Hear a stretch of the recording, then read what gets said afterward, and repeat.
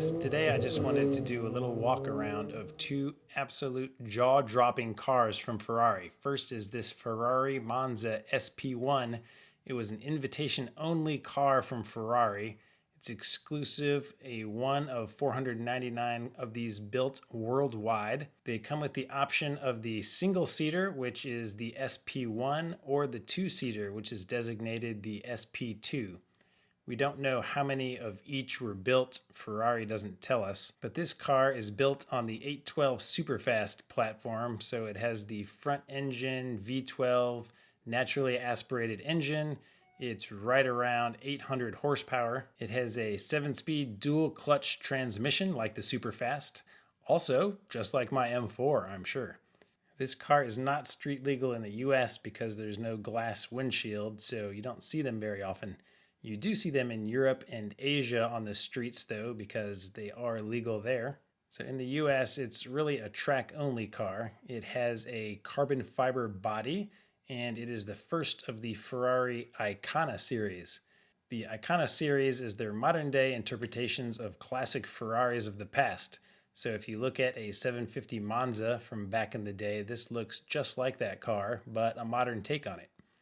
It was a single-seat race car. This color is called Verde Curz Lucido. Basically, that translates to metallic green extra glossy. I'd say that is a fair description. This detail by the door is an iconic shape of the 750. And because I know that you're curious, these things go from somewhere around 1.5 to 1.7 million dollars.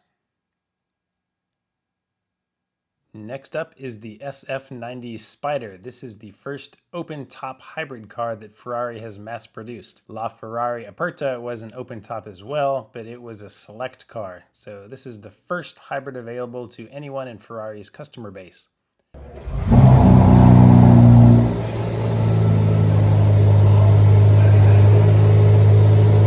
It comes in right about 1,000 horsepower when you combine both the electric and naturally aspirated engines.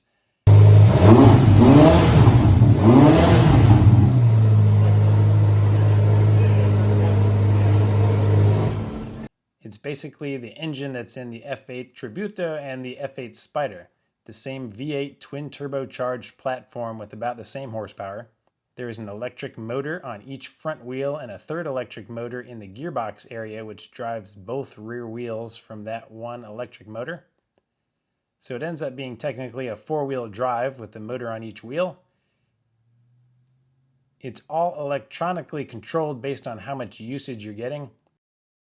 There are different modes on the steering wheel. You can get electric only for about 15 miles. Then obviously you have the hybrid mode, but then there is a race mode and qualifying mode that adjusts how much power you're getting from the electric programs in there. A lot of that technology comes directly from the Formula One race cars. It's really cool technology and very fast. No one I know of has tried the 0 to 60 on it, but we are hearing around 2.3 seconds. It's going up to VIR this weekend, so maybe they'll be able to try it out.